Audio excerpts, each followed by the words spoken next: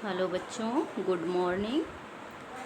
आज हम नागरिक शास्त्र के पहले चैप्टर सत्ता की साझेदारी के अंतर्गत सत्ता की साझेदारी क्यों जरूरी है नामक टॉपिक पर प्रकाश डाल रहे हैं। पिछले वीडियो में जैसा कि हमने बेल्जियम और श्रीलंका के माध्यम से आप लोगों को यह बताया था कि सत्ता की साझेदारी क्यों आवश्यक है और जहाँ की सरकारें, जहाँ के राजनेता सत्ता की साझेदारी नहीं कर पाते हैं तो वहाँ क्या स्थिति उत्पन्न होती है। जैसे कि बेल्जियम में क्या था बच्चों कि वहाँ के राजनेताओं द्वारा सूझबूझ से काम लेते हुए समय रहते हुए ही क्या किया गया कि संविधान में संशोधन कर दिया गया और वहाँ गृह युद्ध की स्थिति जो उत्पन्न हो गई थी वह टल गई। किंतु श्रीलंका में इसके विपरीत कार्य हुआ। वहाँ बहुसंख्यकों को विभिन्न सुविधाएं प्रदान की गई और अल्पसंख्यकों की उपेक्षा की गई। इसलिए काफ़ी लंबे समय तक क्या हुआ बच्चों कि श्रीलंका में गृह युद्ध चलता रहा। और अब हमारा आज का टॉपिक क्या है, सत्ता की साझेदारी क्यों ज़रूरी है। तो आप पिछले वीडियो के आधार पर खुद कल्पना कर सकते हैं, सोच सकते हैं कि सत्ता की साझेदारी क्यों आवश्यक है। तो बच्चों इस प्रकार जो है सत्ता के बंटवारे के पक्ष में भी दो तरह के तर्क दिए जा सकते हैं। जिस प्रकार से हर कार्य के पहलू के दो पक्ष होते हैं, पक्ष में कुछ लोगों का मत होता है, कुछ लोगों का विपक्ष में मत होता है। इसी तरह से सत्ता की साझेदारी को लेकर के भी क्या है, दो पक्ष हैं, यानी कि दो मत हैं। किसको लेकर के, सत्ता की साझेदारी को लेकर के क्या है के बंटवारे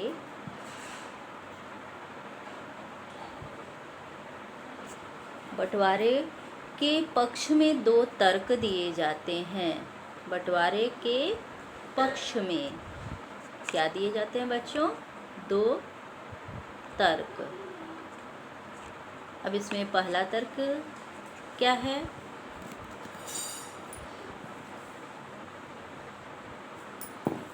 कि सत्ता का बंटवारा ठीक है क्योंकि इससे विभिन्न सामाजिक समूहों के बीच टकराव का अंदेशा कम हो जाता है।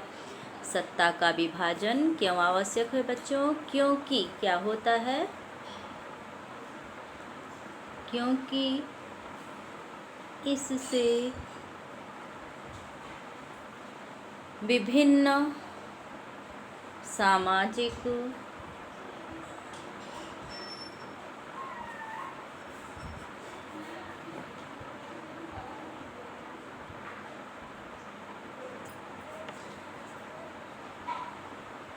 समूहों के बीच टकराव का अंदेशा कम हो जाता है। क्या होता है, विभिन्न सामाजिक समूहों के बीच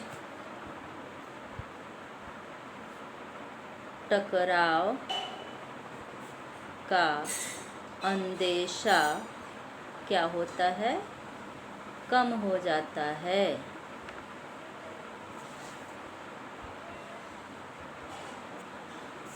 तो बच्चों जैसा कि अभी आप लोग को बताए थे, आप लोगों ने पढ़ा था कि सत्ता की साझेदारी में क्या होता है कि इसमें टकराव की स्थिति कम हो जाती है। प्रत्येक देश में विभिन्न सामाजिक वर्ग के लोग रहते हैं, विभिन्न धर्म के लोग रहते हैं, विभिन्न जाति के लोग रहते हैं, विभिन्न सोच के लोग रहते हैं, भाषाभाषी रहते हैं। तो उनमें आपसी तनाव की स्थिति क्या हो जाती है, कम हो जाती है। इसलिए टकराव भी कम हो जाता है और क्या होता है, चूँकि सामाजिक टकराव आगे चल कर के हिंसा और राजनीतिक अस्थिरता का रूप ले लेता है।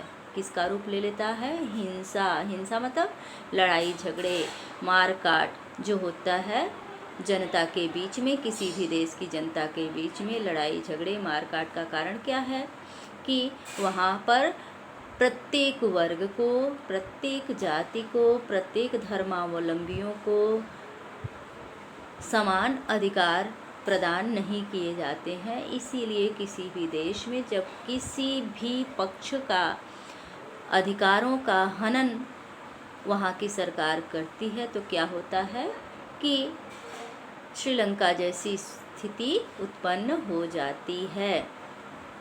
और अगर सामान्य परिस्थितियों में भी थोड़ी बहुत कमी के कारण अगर बेल्जियम जैसी स्थिति उत्पन्न हो और राजनेताओं द्वारा सूझबूझ से काम लिया जाए तो बेल्जियम जैसा आदर्श उदाहरण भी प्रस्तुत किया जा सकता है। अर्थात सत्ता का विभाजन, सत्ता का बंटवारा क्या है बच्चों कि उचित है।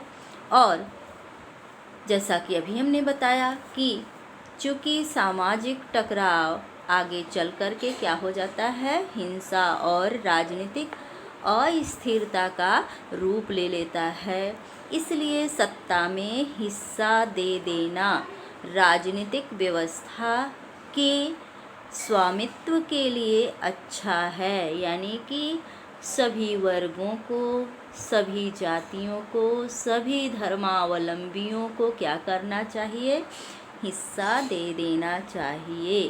कैसा हिस्सा?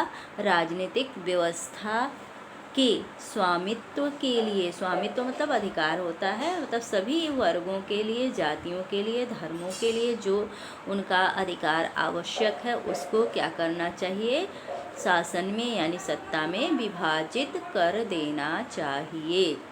और बहुसंख्यक समुदाय की इच्छा को बाकी सभी पर थोपना क्या होगा, तात्कालिक तौर पर लाभकारी लग सकता है। किसको लग सकता है? केवल राजनीतिक पार्टियों को, क्योंकि लोकतंत्र का आधार क्या होता है बच्चों? चुनाव होता है। वोट जो पड़ता है उसी से किसी भी पार्टी की सरकार बनती है। यह आप सभी जानते हैं कि चुनाव में क्या होता है, जो पार्टी अधिक बहुमत लेकर के गणना के पश्चात पहले वोटिंग होती है, फिर वोटिंग के बाद गणना होती है और जिसे सर्वाधिक बहुमत मिलता है यानी सबसे अधिक बहुमत जो पार्टी पाती है उसी की सरकार बनती है। तो अब आप कल्पना कर सकते हैं कि अगर बहुसंख्यक आबादी किसी पार्टी के पक्ष में होगी तो क्या होगा, वह पार्टी चुनाव जीत जाएगी और उसकी सरकार बन जाएगी। तो अगर राजनेता लोग इसी चक्कर में, इसी लालच में कि उनकी सरकार बनी रहे और बहुसंख्यकवाद को बढ़ावा देते रहेंगे तो क्या होगा। श्रीलंका में यही हुआ ना कि वहाँ की सरकार ने क्या किया कि सिंहलियों को खुश करने के लिए, जो क्या थे, बहुसंख्यक थे, उनको खुश करने के लिए अल्पसंख्यक तमिलों के हितों को अनदेखा कर दिया गया, उनके अधिकारों को अनदेखा कर दिया गया और अंततः गृह युद्ध की स्थिति उत्पन्न हो गई बच्चों। तो इसीलिए दोनों देशों का उदाहरण प्रस्तुत किया गया है इस चैप्टर में कि किसी भी देश को इन दोनों देशों की परिस्थितियों से सबक लेना चाहिए, सीखना चाहिए कि कब क्या करना चाहिए। देश को प्रगति के पथ पर ले जाने के लिए, देश में उत्पन्न समस्याओं के समाधान के लिए किसी आदर्श राजनैतिक व्यवस्था को कौन सा कदम उठाना चाहिए। तो बच्चों, श्रीलंका जैसा कदम क्या हो सकता है, हानिकारक हो सकता है, केवल राजनीतिक लाभ मिल सकता है। कैसे मिल सकता है? क्योंकि लोकतंत्र का आधार चुनाव होता है और बहुसंख्यक आबादी चुनाव में किसी भी पार्टी को जीत में महत्वपूर्ण भूमिका अदा कर सकती हैं, तो केवल यह राजनीतिक लाभ प्राप्त हो सकता है। लेकिन सामाजिक अस्थिरता उत्पन्न हो सकती है, जिनके हक को मारा जाएगा, जिनकी उपेक्षा की जाएगी, तो वो अपने हक के लिए अवश्य लड़ेंगे। यह प्राकृतिक नियम होता है। आपने सभी जीव जंतुओं वनस्पतियों को देखा है और कई वैज्ञानिकों ने सिद्धांत भी दिए हैं कि डार्विनवाद भी यही कहता है, क्या कहता है कि जो कमज़ोर होते हैं उनका अस्तित्व समाप्त हो जाता है। आपने पढ़ा होगा साइंस के अंतर्गत। तो वही स्थिति क्या होती है, मनुष्यों पर भी लागू होती है कि जो कमज़ोर होते हैं वो क्या करते हैं, जब उनके किसी भी अधिकार का हनन होने लगता है तो वो या तो एकदम जो है शांत होकर के बैठ जाते हैं, यानी अधिकार उनके लुप्त हो जाते हैं, या फिर अपने अधिकारों के लिए लड़ते हैं। जब लड़ना शुरू करते हैं तो क्या होता है, राजनीतिक अस्थिरता की स्थिति उत्पन्न हो जाएगी, सामाजिक अस्थिरता की स्थिति उत्पन्न हो जाएगी। तो सत्ता की साझेदारी क्या है कि कुछ समय के लिए अगर सत्ता की साझेदारी नहीं की जाएगी तो कुछ समय के लिए ही लाभ मिलेगा, किंतु लंबे समय के लिए इसका जो प्रभाव पड़ेगा वह हानिकारक होगा। तो बच्चों क्या होता है कि अगर बहुसंख्यक समुदाय की इच्छा को बाकी सभी पर थोप दिया जाए तो तात्कालिक तौर पर लाभकारी लग सकता है। तात्कालिक मतलब उस समय, जिस समय की थोपा जा रहा हो, और पर आगे चल कर के क्या होगा, यह देश की जनसंख्या के लिए घातक हो सकता है।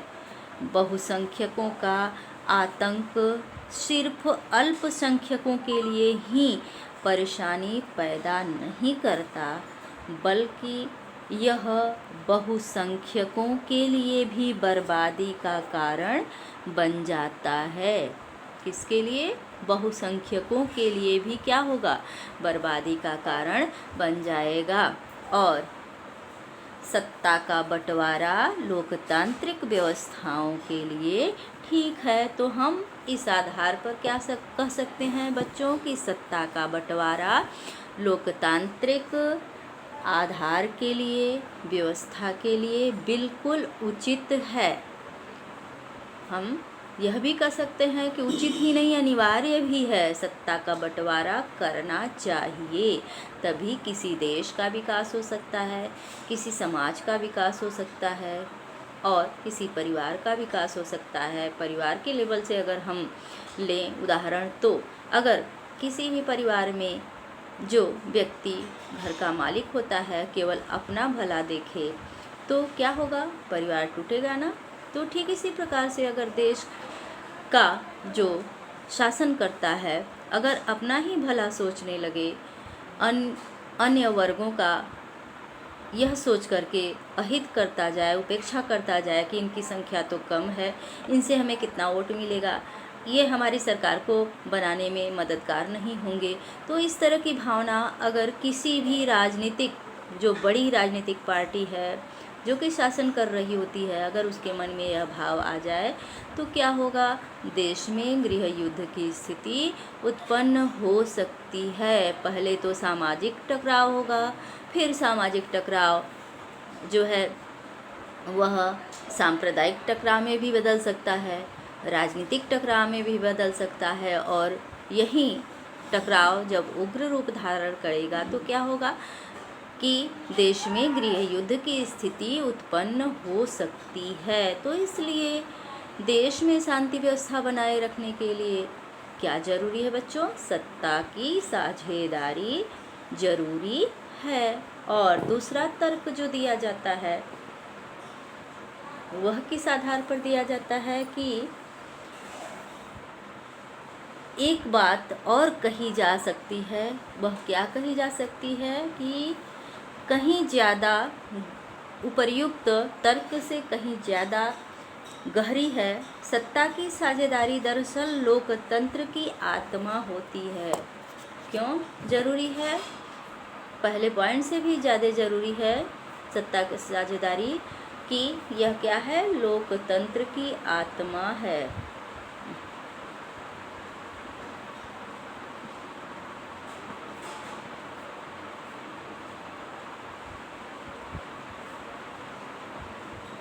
तो बच्चों जैसा कि अभी हमने कहा कि सत्ता की साझेदारी क्यों आवश्यक है, पहला पॉइंट क्या था कि इससे सामाजिक टकराव से बचा जा सकता है, राजनीतिक टकराव से बचा जा सकता है। देश में स्थिरता और सुरक्षा की स्थिति कायम करने के लिए सत्ता की साझेदारी आवश्यक है। और दूसरा क्यों आवश्यक है, क्योंकि इससे क्या होगा कि यह लोकतंत्र की आत्मा है, इसलिए आवश्यक है। कौन सा चीज़ लोकतंत्र की आत्मा है? सत्ता की साझेदारी। लोकतंत्र की क्या है बच्चों? आत्मा होती है, इसलिए सत्ता की साझेदारी आवश्यक है। और किस प्रकार से यह लोकतंत्र की आत्मा के रूप में कार्य करती है कि सत्ता की साझेदारी दरअसल लोकतंत्र की आत्मा है। लोकतंत्र का मतलब ही होता है, जैसा कि अभी हमने बताया, कि लोग इस शासन व्यवस्था के अंतर्गत जो हैं सरकार का चयन करते हैं, उनके बीच सत्ता को बांटा जाए और लोग इसी ढर्रे से कार्य करते रहें। इसलिए वैध सरकार वही है जिसमें अपनी भागीदारी के माध्यम से सभी समूह शासन व्यवस्था से जुड़ते हैं, यानी कि सभी वर्गों को शासन व्यवस्था में शामिल होने का मौका मिलना चाहिए और सभी वर्गों के प्रतिनिधि जो है शासन में होने चाहिए। राजनीतिक सत्ता का बंटवारा नहीं किया जा सकता है।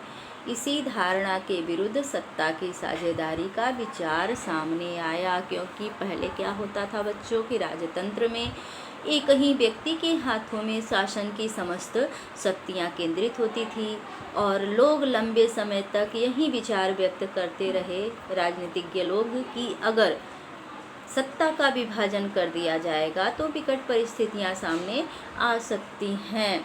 लोगों के मन में यही मान्यता चली आ रही थी, गहरा विश्वास था कि सरकार की सारी शक्तियां एक ही व्यक्ति या किसी खास स्थान पर रहने वाले व्यक्ति समूह के हाथ में ही रहनी चाहिए। अगर ऐसा नहीं होगा तो निर्णय लेने की शक्ति बिखर जाएगी और तुरंत निर्णय लेना कठिन हो जाएगा, जैसा कि आजकल भी लोकतंत्र के विरोधी विचारकों द्वारा यही बात कही जाती है कि लोकतंत्र क्या है? एक प्रकार की भीड़ है। एक प्रकार की भीड़ शब्द का इस्तेमाल किया जाता है क्योंकि इसमें उनका मानना है कि किसी भी निर्णय को लेने में काफ़ी देर होता है और काफ़ी लंबी प्रक्रिया होती है। किसी भी चीज़ को लागू करने में कोई भी सरकार तुरंत एक्शन नहीं ले सकती है, कदम नहीं उठा सकती है, क्योंकि 2/3 बहुमत आवश्यक होता है किसी भी निर्णय को पास करवाने के लिए, स्वीकृति प्रदान करने के लिए आवश्यक होता है। सभी मेंबरों के 2/3 बहुमत की आवश्यकता होती है। अगर कोई भी निर्णय लेना होता है तो सरकार को पहले क्या करनी पड़ती है? सदस्यों की स्वीकृति प्राप्त करनी पड़ती है, तो इसमें काफ़ी लंबा समय लगता है। तो यह जो इसके विरोधी हैं जैसा कि अभी हमने बताया कि हर कार्य के लिए 2 पक्ष होता है। एक पक्ष में अपना पक्ष देता है तो दूसरा विपक्ष में बोलता है। तो ऐसे ही इसके विषय में भी 2 तर्क दिए जाते हैं कि काफ़ी लंबे समय से लोग क्या मानते रहे बच्चों की शासन की शक्तियाँ एक ही व्यक्ति के हाथों में केंद्रित होनी चाहिए, जैसा कि राजतंत्र में होता था। इसीलिए पहले के जो दार्शनिक भी थे शुरू में यूरोप में और अन्य देशों में, तो वो उन लोगों ने भी क्या किया, यहाँ फ्रांस को लोकतंत्र की जननी माना जाता है, फ्रांस की संसद को। तो वहाँ भी जो रूढ़िवादी थे उनकी विचारधारा यही थी कि राजतंत्र कायम रहे, क्योंकि उन लोगों का यही मानना था बच्चों कि अगर शासन की शक्तियाँ एक व्यक्ति के हाथ से निकल करके कई लोगों के अंतर्गत विभक्त हो गई तो क्या होगा कि निर्णय में देरी होगी और अच्छा कार्य नहीं होगा। तो अगर निर्णय लेने की शक्ति बिखर गई तो तुरंत निर्णय लेना और उन्हें लागू करना क्या हो जाएगा? संभव नहीं होगा। ऐसा जो है लोकतंत्र के विरोधियों का मानना था। लेकिन लोकतंत्र का एक बुनियादी सिद्धांत है कि जनता ही सारी राजनीतिक शक्ति का स्रोत है। जैसा कि हम सभी जानते हैं कि जनता द्वारा ही सरकार का चुनाव किया जाता है। एक बड़ी पार्टी, जैसा कि आप सभी को पता है कि जो भी पार्टी अधिक सीट लेकर के जीतती है उसी का शासन सत्ता जो है स्थापित होता है। वही पार्टी क्या करती है, देश में शासन चलाने का कार्य करती है। तो इस आधार पर क्या है कि ये जो है लोकतंत्र का एक बुनियादी सिद्धांत क्या है, जनता ही सारी राजनीतिक शक्ति का स्रोत है। यानी कि अगर जनता किसी भी पार्टी को स्पष्ट बहुमत न दे तो क्या होता है, मिलीजुली सरकार बनती है। और मिलीजुली सरकार जब बनती है उसमें कई पार्टियां जब मिल करके शासन करती हैं, कई पार्टियों के सदस्य मिल करके शासन करते हैं, तो उनमें आपसी मतभेद काफ़ी रहता है और कभी भी सरकार गिरने का अंदेशा रहता है। तो इस प्रकार राजनीतिक अस्थिरता की स्थिति उत्पन्न हो जाती है। तो जनता ही क्या है बच्चों, इस आधार पर राजनीतिक शक्ति का स्रोत है। इसमें लोग स्वशासन की संस्थाओं के माध्यम से अलग शासन चलाते हैं। और कहीं कहीं पर क्या होता है कि स्वशासन के माध्यम से भी अलग से शासन चलाया जाता है। एक अच्छे लोकतांत्रिक शासन में समाज के विभिन्न समूहों और उनके विचारों को उचित सम्मान दिया जाता है और सार्वजनिक नीतियों को तय करने में सबकी बातें शामिल होती हैं। इसलिए उसी लोकतांत्रिक शासन को अच्छा माना जाता है जिसमें ज़्यादा से ज़्यादा नागरिकों को राजनीतिक सत्ता में हिस्सेदार बनाया जाए। तो बच्चों, ये आप लोगों को समझ में आ गया होगा मेरे ख्याल से कि सत्ता की साझेदारी क्यों आवश्यक है। तो फिर से सरल शब्दों में हम प्रकाश डाल दे रहे हैं, समझा दे रहे हैं कि क्यों आवश्यक है। पहली आवश्यकता क्यों है, सामाजिक टकराव को बचाने के लिए। और सामाजिक टकराव अगर नहीं होगा तो क्या होगा, देश में शांति एवं व्यवस्था कायम रहेगी। और देश में शांति व्यवस्था कायम रहेगी तो क्या होगा कि जनता का विकास होगा, देश का विकास होगा। इसी तरह से दूसरा क्या है, लोकतंत्र की आत्मा है। कौन है, सत्ता के साझेदारी। क्योंकि लोकतंत्र में क्या होता है कि सरकारें जनता द्वारा स्थापित की जाती हैं। जैसा कि लोकतंत्र की ही परिभाषा है कि जनता के लिए जनता द्वारा शासन ही लोकतंत्र कहलाता है। तो जब जनता द्वारा शासन की स्थापना की जाती है तो देश की समस्त जनता को उनकी हिस्सेदारी मिलनी चाहिए। और कहाँ मिलनी चाहिए, सत्ता में मिलनी चाहिए, तभी तो सबका विकास होगा। और अगर हिस्सेदारी नहीं मिलती है तो सबका विकास संभव नहीं है। जैसा कि हमारे प्रधानमंत्री का नारा ही है कि सबका साथ सबका विकास। यानी कि न तो कोई अल्पसंख्यक को विशेष महत्व दिया जाना चाहिए, ना ही बहुसंख्यक को विशेष महत्व दिया जाना चाहिए। इसी को क्या कहते हैं, सबका साथ और सबका विकास। और सभी लोग जब मिल कर के कार्य करेंगे, देश में शांति व्यवस्था बनी रहेगी, तभी तो सबका विकास होगा। अगर सभी लोग मिल कर के कार्य नहीं करेंगे, देश में अशांति की स्थिति उत्पन्न हो जाएगी, तो क्या होगा, फिर देश का विकास अवरुद्ध हो जाएगा, लोगों का विकास अवरुद्ध हो जाएगा। तो बच्चों, इन दोनों स्थितियों को कायम करने के लिए, यानी देश में शांति व्यवस्था बनाए रखने के लिए, टकराव न होने के लिए और एक स्वस्थ लोकतंत्र की स्थापना के लिए सत्ता की साझेदारी अत्यंत आवश्यक है। और अब क्या है, अगला टॉपिक हमारा है कि सत्ता की साझेदारी के रूप।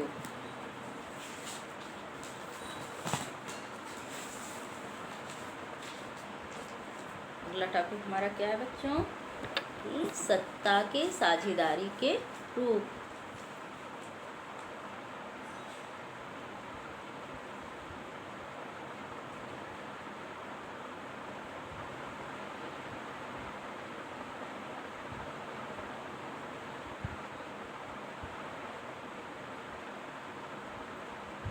किस किस प्रकार से सत्ता की साझेदारी होती है, सत्ता की साझेदारी के रूप।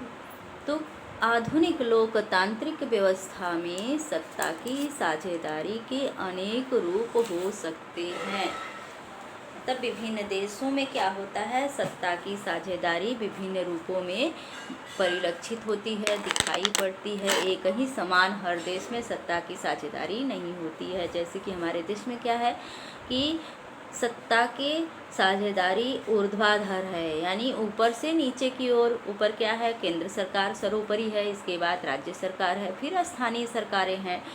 और स्थानीय सरकारों में कई निकायों के माध्यम से शासन किया जाता है। तो इसको क्या कहते हैं कि सत्ता का ऊर्ध्वाधर विभाजन, जैसा कि हम चैप्टर के शुरुआत में ही बताए हैं। किंतु यह जरूरी नहीं है कि हर देश में इसी तरह से शासन की शक्तियों का विभाजन हो।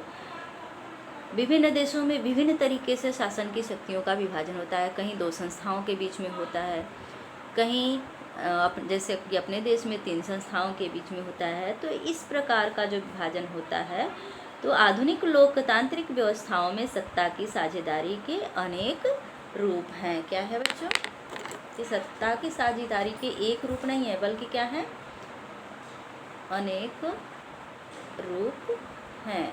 अब जैसे पहला क्या हो सकता है कि शासन के विभिन्न अंग जैसे विधायिका, कार्यपालिका, न्यायपालिका के बीच सत्ता का बंटवारा रहता है। इसे हम सत्ता का क्षैतिज यानी ऊर्ध्वाधर वितरण कहते हैं, जैसा कि हम पहले समझा चुके हैं, इसलिए यहाँ कुछ नहीं लिखेंगे। शुरू में ही, चैप्टर के शुरू में ही इस पर प्रकाश डाल चुके हैं बच्चों कि शासन के विभिन्न अंग जैसे विधायिका, कार्यपालिका और न्यायपालिका के बीच सत्ता का बंटवारा रहता है। इसे हम क्या कहते हैं, सत्ता का क्षैतिज वितरण। क्षैतिज मतलब ऊपर से नीचे, क्षैतिज का मतलब आप लोग जानते ही हैं। और क्योंकि इसमें सरकार के विभिन्न अंग एक ही स्तर पर रहकर अपनी अपनी शक्ति का उपयोग करते हैं। सरकार के विभिन्न अंग मतलब केंद्र सरकार, फिर राज्य सरकार, फिर स्थानीय सरकार।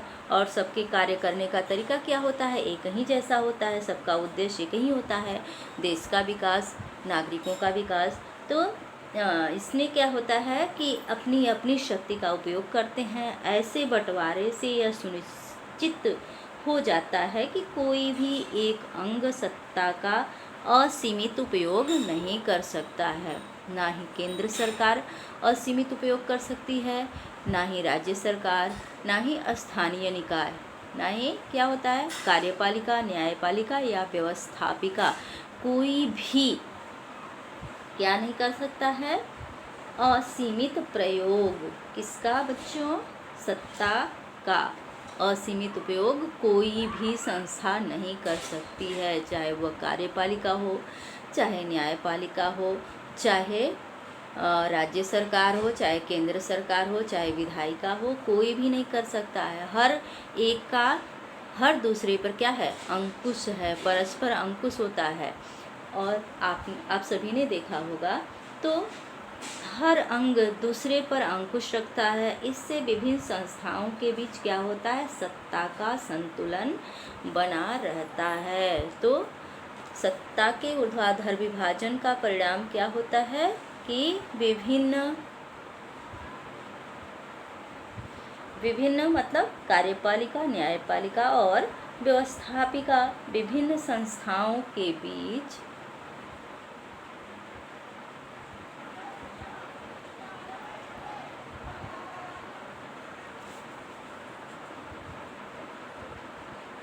सत्ता का संतुलन बना रहता है। क्या होता है बेटा, सत्ता का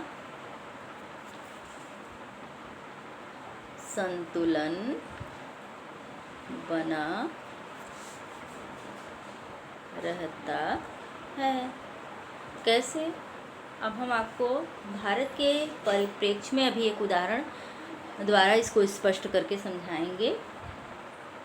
तो इसमें क्या होता है, हमारे देश में कार्यपालिका सत्ता का उपयोग करती है।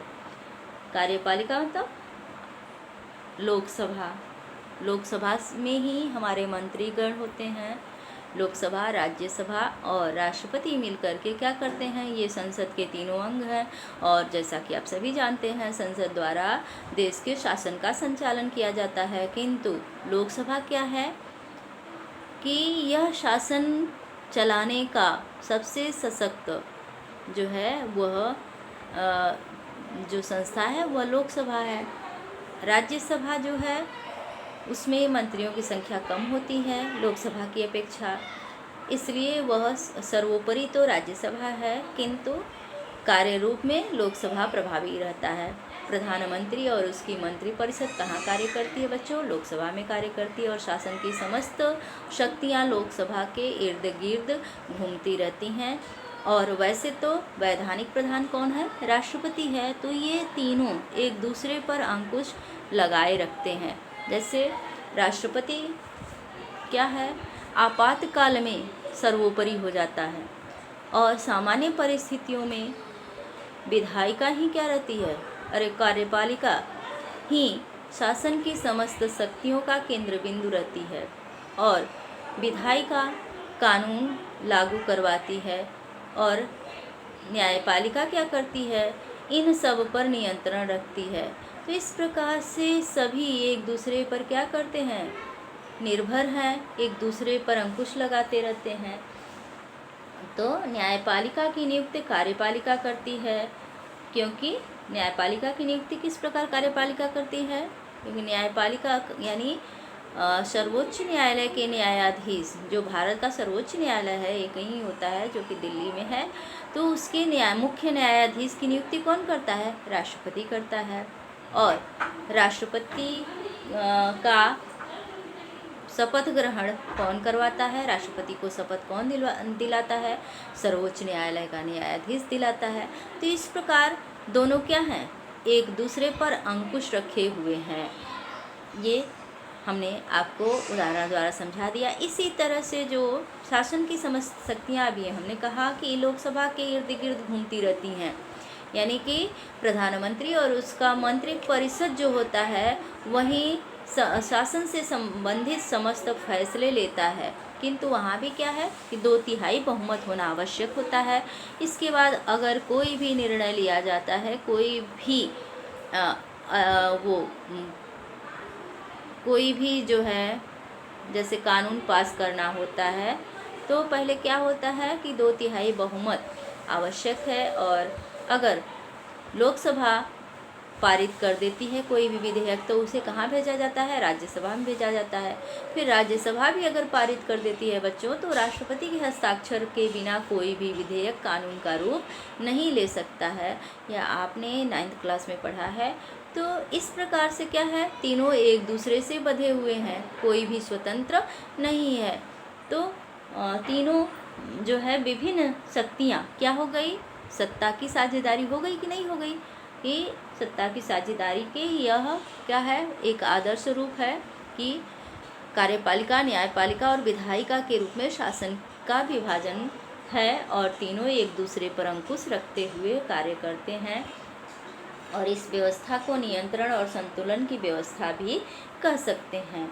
और दूसरी व्यवस्था क्या होती है, ये हो गई पहली व्यवस्था, जहाँ की शासन की शक्तियों का ऊर्ध्वाधर विभाजन होता है, और जिसमें तीनों शक्तियाँ एक दूसरे पर नियंत्रण रखती हैं, इसलिए इसे नियंत्रण और संतुलन की व्यवस्था कह सकते हैं। दूसरी व्यवस्था क्या होती है कि सरकार के बीच भी विभिन्न स्तर पर सत्ता का बंटवारा हो सकता है, जैसे पूरे देश के लिए एक सामान्य सरकार हो, और फिर प्रांतीय या क्षेत्रीय स्तर पर अलग अलग सरकार हो।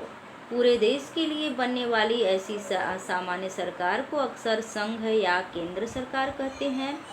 प्रांतीय या क्षेत्रीय स्तर की सरकारों को हर जगह अलग अलग नामों से पुकारा जाता है, जैसे भारत में हम इन्हें राज्य सरकार कहते हैं।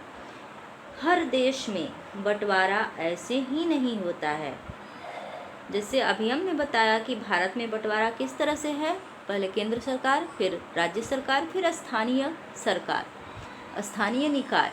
ये शासन यानी सत्ता का हमारे देश में सत्ता की शक्तियों का विभाजन किया गया है।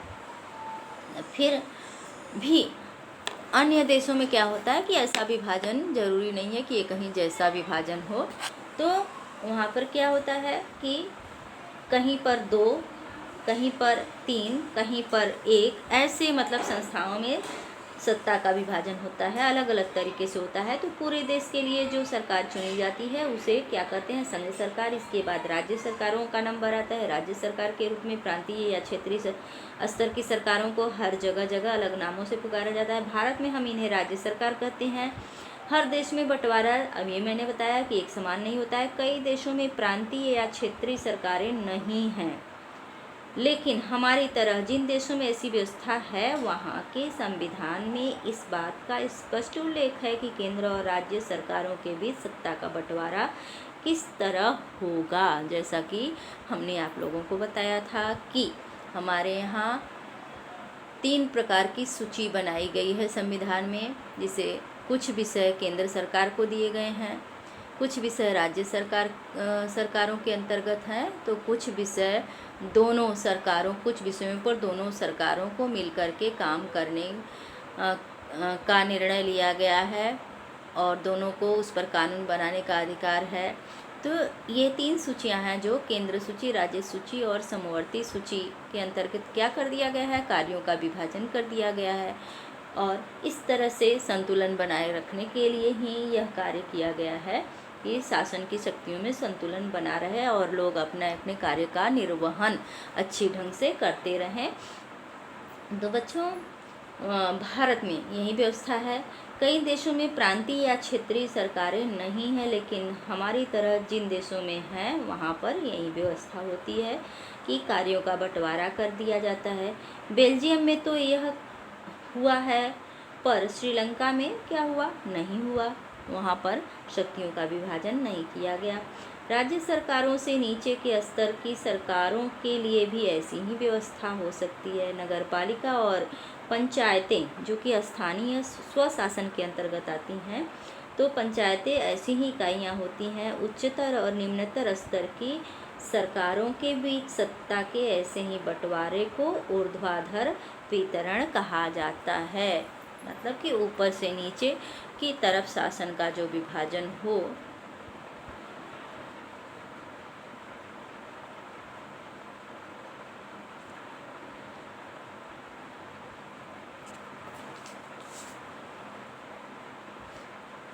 सत्ता के विभाजन को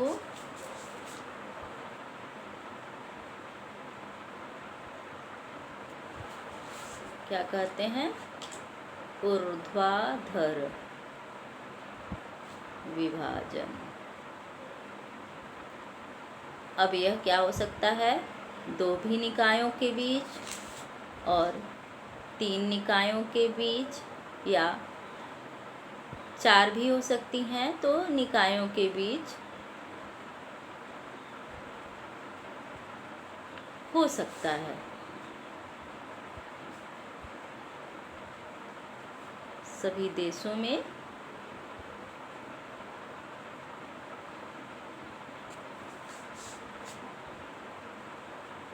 विभाजन एक समान नहीं होता।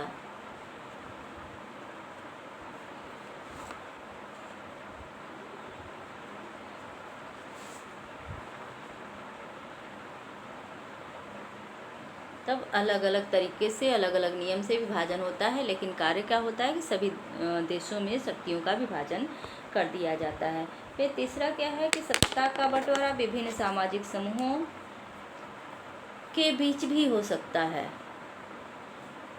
तीसरा तरीका क्या हो सकता है कि विभिन्न सामाजिक समूहों के बीच भी सत्ता का विभाजन किया जा सकता है। विभिन्न सामाजिक समूहों के बीच क्या हो सकता है, सत्ता का विभाजन हो सकता है। जैसा कि बेल्जियम देश के विषय में हमने उदाहरण दिया है कि वहाँ पर क्या हुआ कि सामुदायिक सरकारें भी कार्य करती हैं। सामुदायिक सरकारें यानी कि क्षेत्रीय स्तर पर सरकारों का गठन किया जाता है, जिसमें कि एक ही भाषाभाषी लोग अपनी सरकारों का चयन करते हैं। वहाँ क्या कहा जाता है ऐसी सरकार को? सामुदायिक सरकार कहा जाता है। किंतु कार्य क्या है? सत्ता का विभाजन ही करना है। उद्देश्य एक ही है, सत्ता का विभाजन करना। लेकिन सत्ता का विभाजन वहाँ कैसे हो रहा है? विभिन्न धार्मिक समूहों के बीच, भाषाई समूहों के बीच ये जो विभाजन होता है उसे क्या कहते हैं? विभिन्न सामाजिक समूहों के बीच होने वाला विभाजन। तो सत्ता का बंटवारा विभिन्न सामाजिक समूहों जैसे भाषाई धार्मिक समूहों के बीच भी हो सकता है। बेल्जियम में सामुदायिक सरकार इस व्यवस्था का उदाहरण है, जैसा कि हम पहले बता चुके हैं। कुछ देशों के संविधान और कानून में इस बात का प्रावधान है कि सामाजिक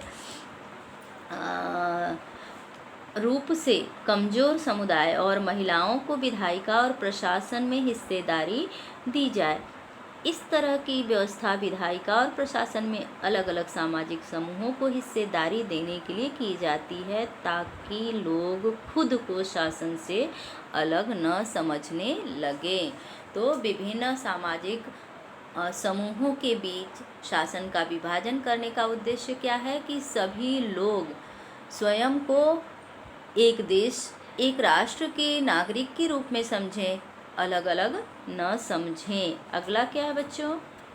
कि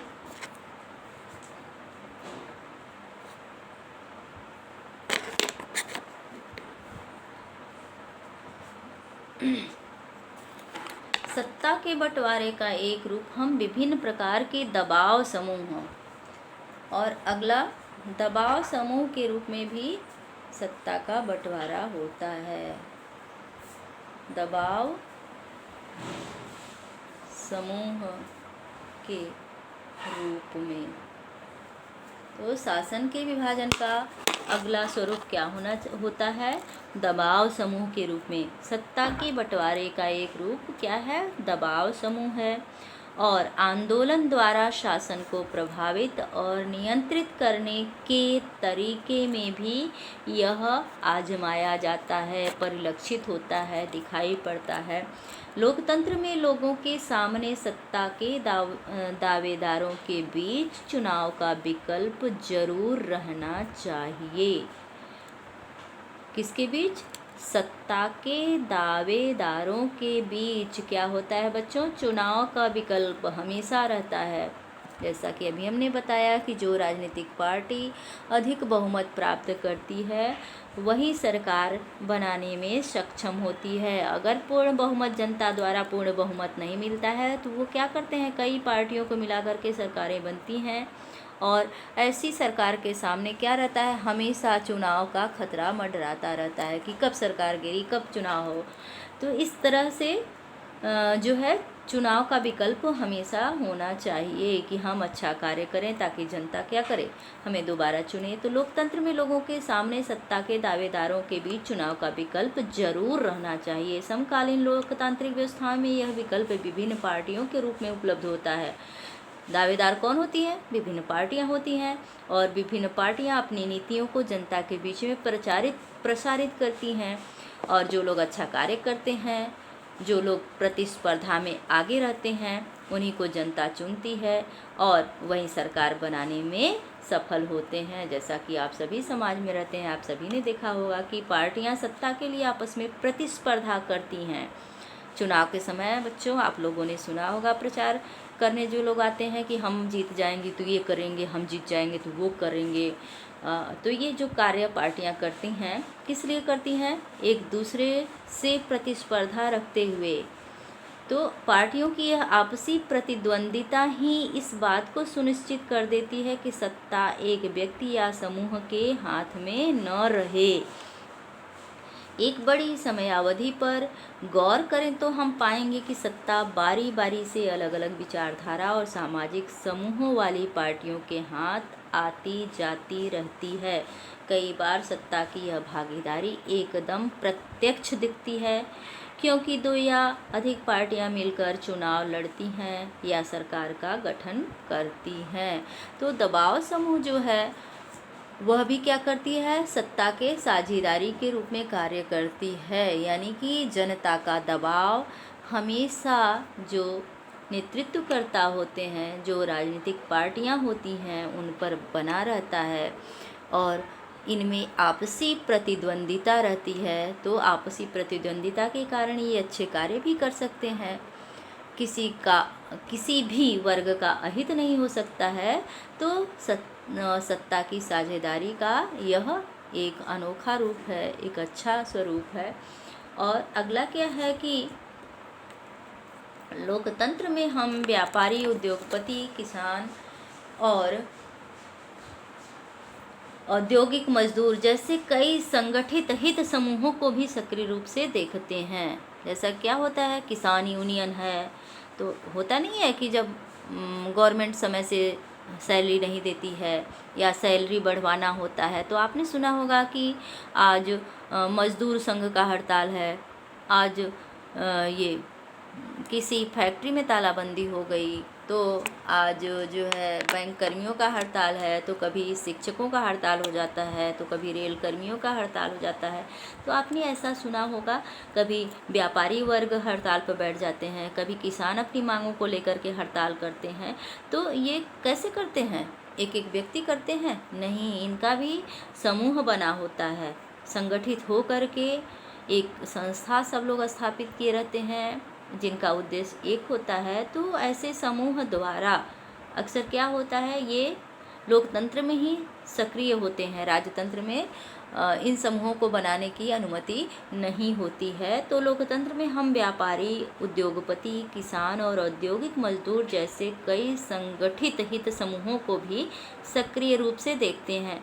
सरकार की विभिन्न समितियों में सीधी भागीदारी करके या नीतियों पर अपने सदस्य वर्ग के लाभ के लिए दबाव बनाकर ये समूह भी सत्ता में भागीदारी करते हैं। तो बच्चों कैसे करते हैं कि ये जो विभिन्न वर्ग होते हैं, जैसे उद्योगपति वर्ग, व्यापारी वर्ग, किसान वर्ग, औद्योगिक मजदूर वर्ग, और ये अपने हित समूहों को लेकर के संगठित होते हैं। सरकार की विभिन्न समितियों में सीधी भागीदारी या नीतियों पर अपने सदस्य वर्ग के लाभ के लिए क्या बनाते हैं, दबाव बनाकर।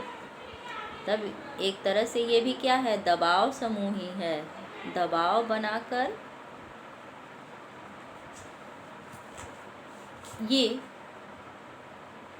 समूह भी सत्ता में भागीदारी करता है। ये समूह यानी कौन सा, उद्योग, व्यापारी, मजदूर आदि जो हैं, ये क्या करते हैं कि समूह बनाकर सत्ता में भागीदारी करते हैं।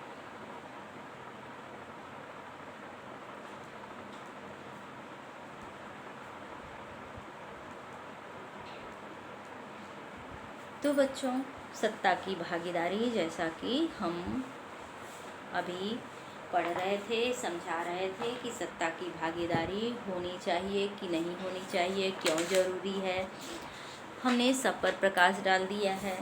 और इसीलिए दो देशों का उदाहरण भी दिया गया है कि सत्ता की साझेदारी किस लिए फ़ायदेमंद है या हानिकारक है।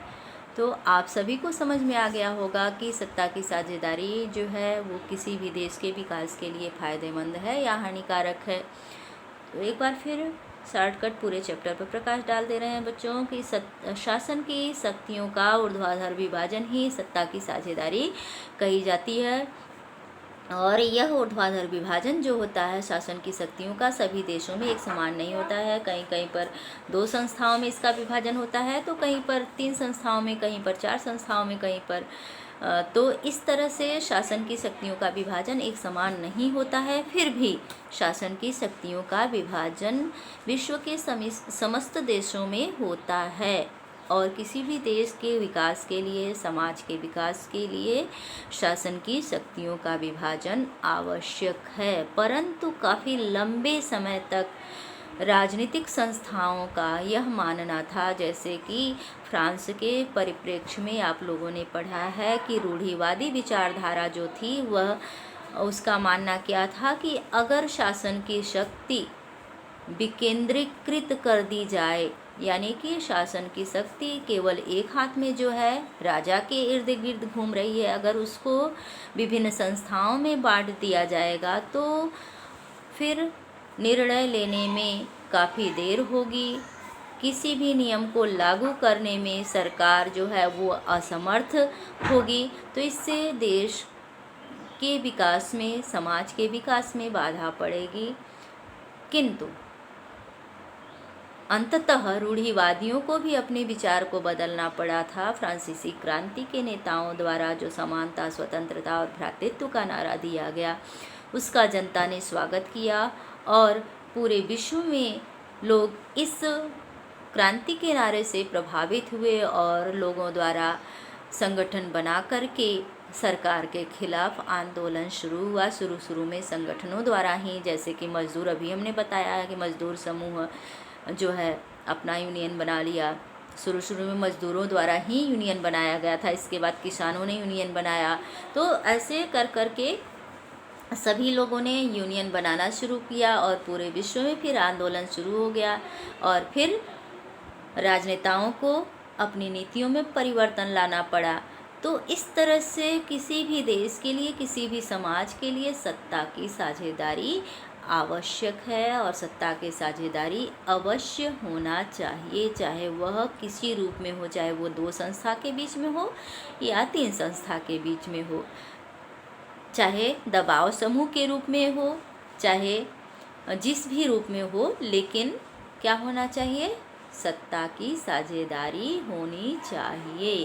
तभी कोई भी देश तरक्की कर सकता है, किसी भी समाज का विकास हो सकता है। अन्यथा समाज का विकास, साथ में देश का भी विकास अवरुद्ध हो जाता है, जैसा कि श्रीलंका के उदाहरण द्वारा स्पष्ट किया गया है।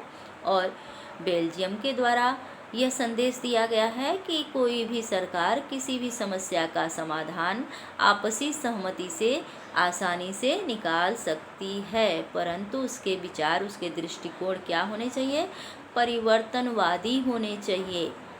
वक्त के हिसाब से उसके विचारों में परिवर्तन होना आवश्यक है। तो बच्चों, यह चैप्टर समाप्त हुआ। अब हम क्वेश्चन आंसर बाद में करेंगे।